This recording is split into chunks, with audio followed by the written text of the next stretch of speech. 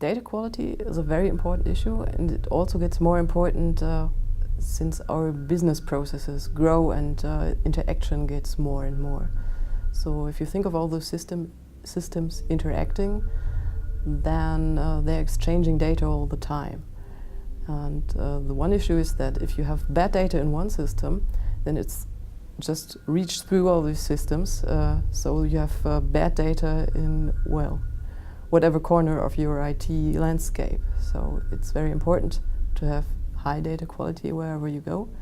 And it's also very difficult to trace it back if you have failures or have bad data in your system. You just don't know where it comes from. So whenever this happens, you have the problem of tracing it back and finding the guilty system, so to speak, which has caused this. And this is not so easy nowadays because you have all these interfaces between the system. Data quality isn't a very important issue because, well, all our important business process and all what we do in our lives is done via IT systems nowadays. So for the single enterprise, this means, of course, whenever a business process is affected by a lack of data quality, that can cause enormous costs again. For example, if somebody tries to sell something via the internet and you have, let's say, the wrong price, and your product suddenly is very cheap because of a lack of data quality, then in the end this might be very, very bad for the enterprise as well and might even threaten its existence. So data quality is a very important issue, yes.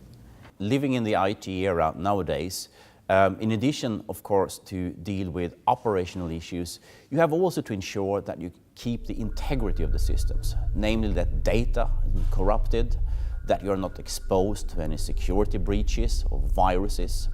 And we have, in addition to technical staff, of course, security staff that is on red alert 24/7 around the year. They are connected to all systems. They are connected to external authorities. They are connected to intelligence agencies around the world. So we are online gathering all threat intelligence that so exists to be able to react if needed with a purpose to ensure the integrity of all our systems. Imagine if you start to have data corruption. Can you even fix that manually?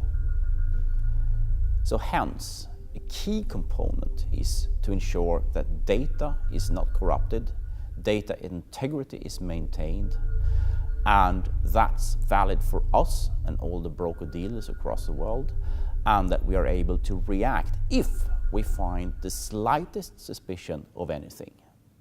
Therefore, we have real-time monitoring systems, because a human can't read 1 million messages per second.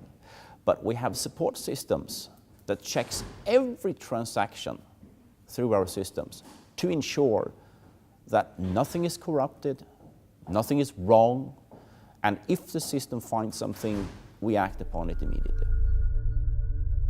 In order to ensure data quality, one must minimize the number of manual operations in between the process. So it must be when all systems are communicating effectively with each other without that somebody's retyping something or doing some manual calculation where the computer can do that. All those manual processes are error prone and they can reduce the data quality.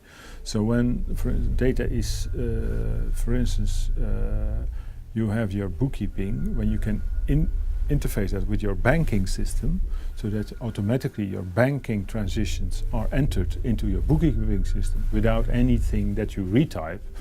So the amount of money is right, the payment, the person to whom you paid or from which you got money is just from your banking system. When this operability creates, is faultless, there are no errors incurring, then your data quality is also ensured along those lines.